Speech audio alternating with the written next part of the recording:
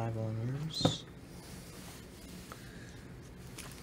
All right, I think we are live. Yep. Ladies and gentlemen, welcome back to the Sober Grind podcast. Hopefully everything is good and up and running here. I hope so. Hi, everybody. Yeah, episode 10. Can you believe it? 10 episodes in. Wow. 10 episodes. Time flies when you're having lots of thoughts and lots of fun. Absolutely. Double digits. Let me just say this real quick. Yeah, please. For the record, I'm super duper tired because I went to the Lauryn Hill concert last night. She rocked the house. I bet. So I'm all coffeeed up. I think I'm gonna do my very best to be present for this presentation, but I think I should be good because the coffee's really good in this place. Good, yeah, and it's endless and it's that free. Hazelnut coffee be talking to a brother. Okay. Awesome. So we have a really fun topic today, pretty good for a lot of different people. So we're talking about how to resist triggers and how to form positive habits. Triggers And habits. Okay. So just so we're all clear, does everybody? You guys know what triggers are? Does anybody that's in recovery know what triggers are, or not in recovery what triggers are? Why don't we just jump in? What's a trigger? Okay, so a trigger basically when somebody's new in recovery, and for whatever reason, they might be doing well, things come up that happen to them that trigger them and make them be at risk in their recovery. They might see certain things, do certain things, be around certain places that trigger them to think about, possibly going and picking up a drink or a drug or whatever. So they get triggered. Basically, that's what a trigger is. Okay. Are there? So you kind of mentioned it a little bit. Are there like really common triggers? Some that are all over the place. Or... They can come in different forms: persons, places, things. Family members can become triggers. Certain people might say certain things a certain way that used to get under your skin and you used to get loaded over, Gotcha. or at least make it an excuse to get loaded over. So, or, seeing like ex-girlfriends, ex-boyfriends, ex-husbands, ex-wives, you might like have some kind of an interaction, altercation, not physical, but, like a verbal altercation with them to where it triggers you. All of a sudden you're like, what can you do to not have to feel those feelings that feelings of anger and anguish and whatever. So a lot of people suddenly, their mind will go in that position, like in the direction of, what did I used to do to overcome these uncomfortable feelings? I used to pick up a drink, or I used to get loaded and get high. Yeah. Totally understand. I'm looking at 3 different cameras. 1, 2, so I think 3. we want to, this is the one we want to pay attention to because this is what everyone's talking to us on. So it looks like we do have a couple live people in here. I see Mickey Bush is on here. Hi, Mickey. Lori says hi. Hi, Lori. Eli says much love, brother. Hi, Eli. Much love to you too. Andrea says yes. Everybody's name that I see Max in the feed right there what's up? All wonderful, beautiful people. We are so happy to have you all in here. Yes, we are. Whether I know you or not, I probably don't know you because we're streaming on Pej's profile. That's right. But it's great to have What's you in up, here. Keith has been instrumental in my recovery. Yeah, I'm going to be sharing this too here. If you like this, if you have any questions, please leave us a comment. Please do. Share this if it's beneficial to anyone that you know. It helps this this podcast grow, so we can continue doing this. Yep. So, talking about habits a little bit. Okay. How do you develop a new habit, particularly a positive habit? A positive habit in recovery? Yeah, and in general in life. Okay. Well, obviously. We'll start with in recovery. Well, let's see if we can. Having to switch over from your old bad habits. Yeah. Something that usually happens for people to come into recovery. They want to start doing better for themselves. That can consist in different things. It can be like spiritual. Like they want to go to church or they want to go to meetings, and so this can become habitual. Like now that they're not getting loaded anymore, not hanging out with the lower companions and getting, being in dingy, seedy places, they're now attending meetings or going to sober social support group roundups. Maybe they'll go to Frankie Doll's organization. What is it? What's that? Frankie Doll's organization? She's on there. Frankie's got the Hi, Frankie. Something elephants, I remember. Anyway, so people want to do better for themselves, so they have to create new habits. And some people like to go to the gym. That becomes a habit. Like they want to work out. mind, body, and spirit. It's all about increasing and expanding on the different things that you are better for you and become better habits for you than what you were doing before. Gotcha. Yes. So what are so fitness, working out is one. What are some positive habits that you would maybe encourage people to start or pick up? Well, for one, it's always good to read up on literature that helps you with your recovery. Maybe look at other people's experiences. Look at the literature that you see in meetings. Doing step work. Things like that with a sponsor. Those are the good things to like make a habit for yourself, so that you start working through that stuff on your recovery, and then later on you can give it away, or else you can't keep it. Other things are things like going to the gym, eating better, becoming more conscious of what you're eating. That's a good habit. It's like being aware. I'm actually on a 30-day challenge right now. Ooh. With my nutritionist has put on this thing to where I'm trying to change the way I'm eating, because don't you know that when you get sober, you put away the drugs and the alcohol and things like that, what do we usually gravitate towards? Food. That becomes like the new addiction. So if you don't watch it, the next thing you know, you're engulfed in problems with your doctor, high sugar levels, you start getting a little thicker around the waist. Sugar's terrible for you. Totally. So got to change your habits, so that your eating habits, your food habits, your many different things. What about like first of the morning habits, waking up, starting your day? Well, I know it can be really difficult. A lot of people, for me too. Yeah, I mean, a lot of people, what I see often and what I like to do is, ritual habitual, like getting up in the morning and doing a meditation, so prayer, meditation, that's however you roll. Some people like to pray in the morning. Some people like to just meditate and, center to themselves with the universe, go within, just be at one with everything, and then take that all throughout your day, that sense of peace and ease and comfort that you start your day off with. That's a great habit to have. Also, gratitude. I mean, if you really truly, and I've talked about this before here, if you really truly take a look at the good things you have in life and become grateful for them, everything you have and everything you don't have, then you actually, that can center a person, and you appreciate life, you appreciate your sobriety, you appreciate the small things, the bare necessities of life, the things that, the things that you really need to survive. Well, I mean, what do we really need? We need a good place to sleep, we need some food, we need to be able to pay our bills. We need to be able to take care of our responsibilities, whether they be our children or our school responsibilities or our work responsibilities. As long as you become grateful for those things, I believe that from the top of your day, you just take that into your day and you have a much easier life. You're centered with the universe. Yes. Yeah, going into your day is positive. Yep. We got quite a few questions here before we jump in next. Okay. 90 pounds in 90 days. Ooh, I like that. That's great. We got a... There's Frankie Doll right there. Oh. Wait, what did she say? Tribe of Elephants. Tribe of Elephants. If y'all don't know about Frankie Doll, Tribe of Elephants, you should know. And I'm going to start going. That's going to be my next commitment, that I'm going to go start visiting that group. Sal, do you want to take this question? How should I stop taking methadone? That's a really good question. So, obviously, I don't know if you're going to a methadone clinic and that's become like a habit for you. I know that when it comes to methadone, it's just as addictive as heroin, and it's probably harder to kick it. Yeah. And for one, like methadone definitely messes with your mind. In other words, you do get elevated, in a sense. It becomes not only addictive, but you do get a head change from methadone. So it's really hard to kick, and it also...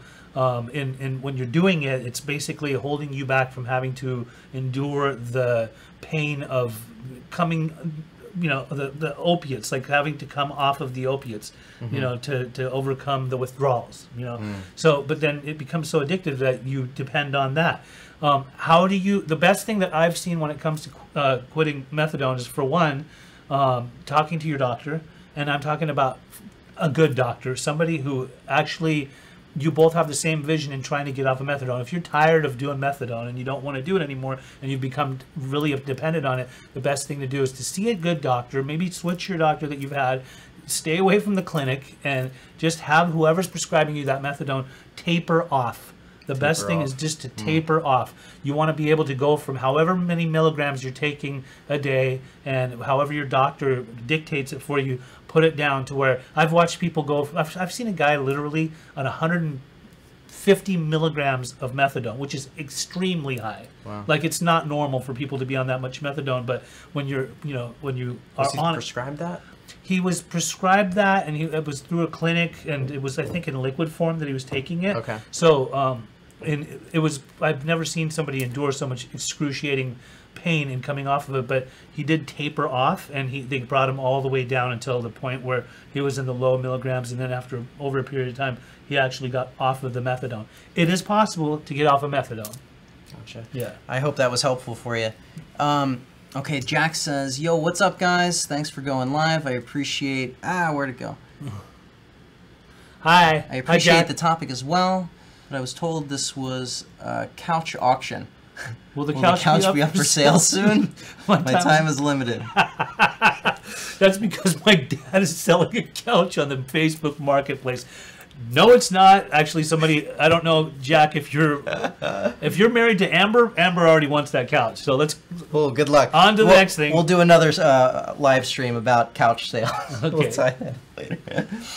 So Sal has a follow-up question there. Where do I find sober social support? Well, one, we have an addiction-oriented group called Ask an Addiction Specialist. Mm-hmm. It's on Facebook. If you go up in your little Facebook bar up there, Sal, and you type in Ask an Addiction Specialist, there's a group. We can add you to it. There's a wealth of people that are professionals and also people that are in recovery that would be happy to assist you in finding that.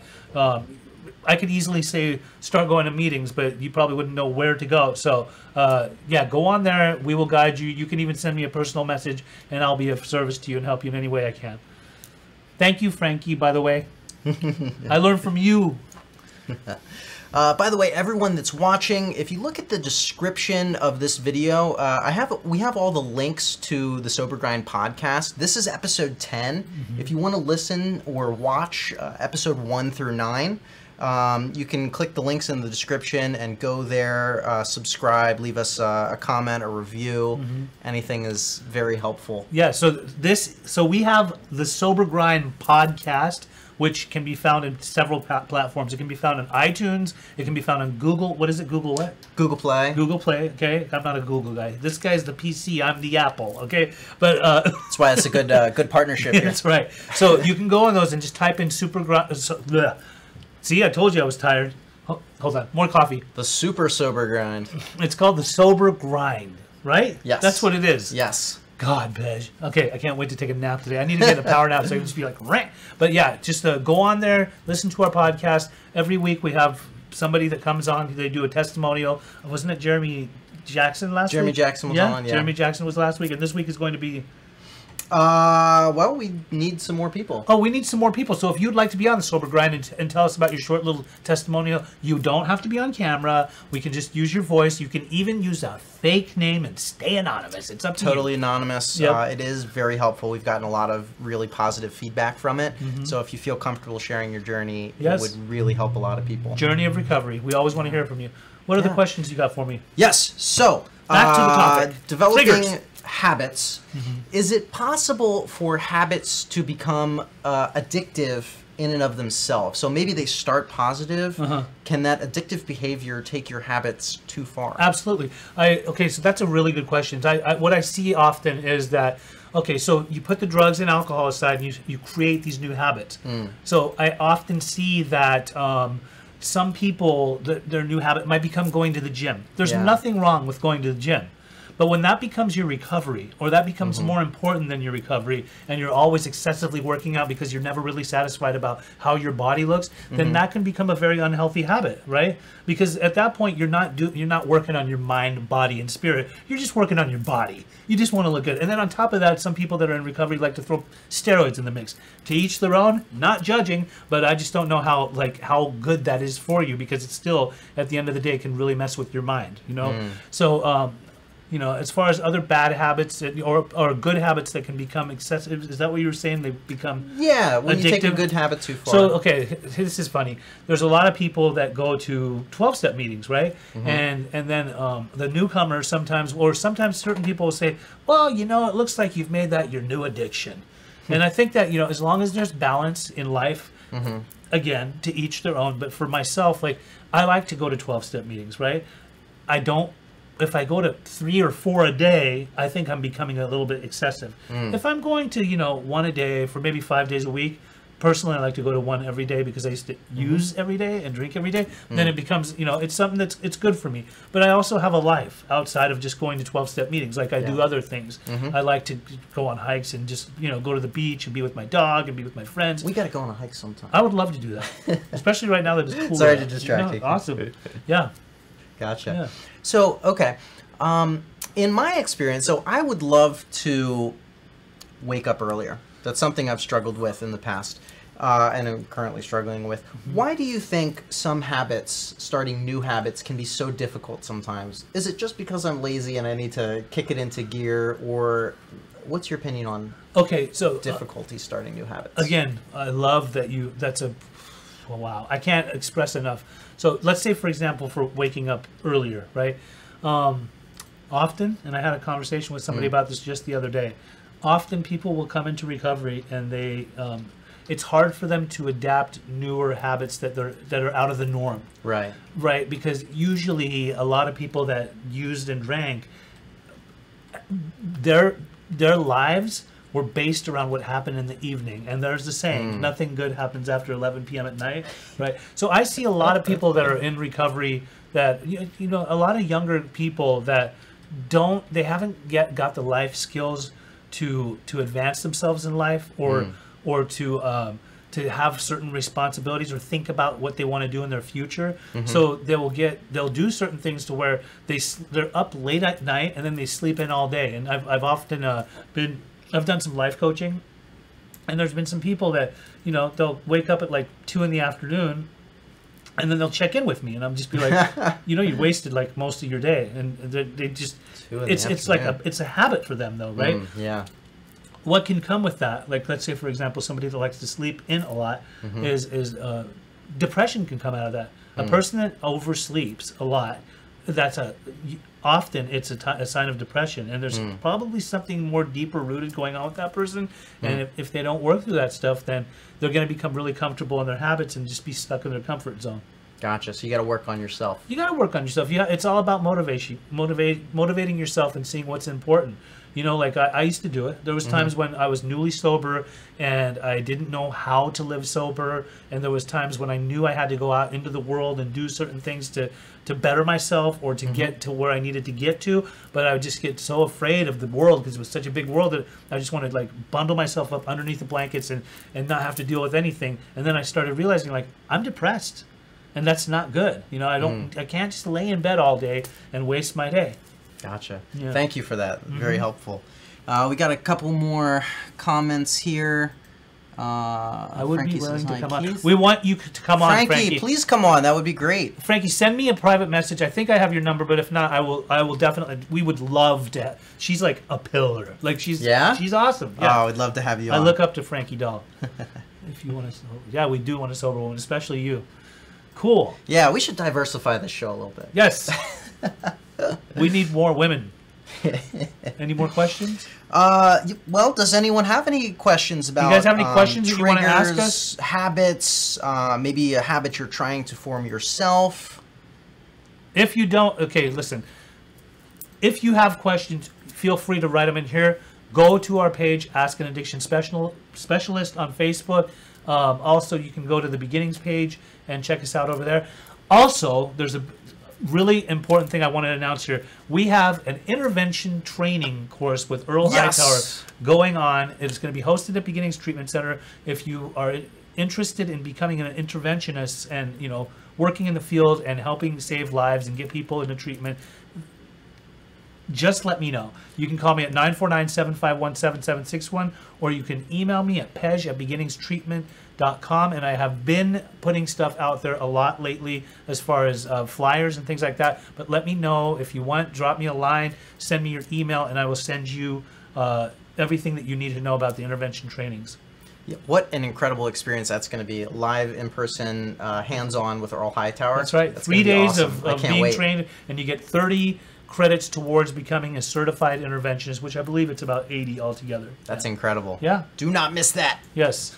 Anyway, so this has been a great show. Yeah. I guess that's pretty much all of the. We covered pretty much everything. Wonderful. It was so nice to see all of you. Thank you all who interacted with us today. Thanks for tuning in. We're usually here on Mondays. It's all about the Sober Grind podcast. It's all about this live stream. It's all about this. It's all about your recovery, our recovery, and people that need to get into recovery possibly.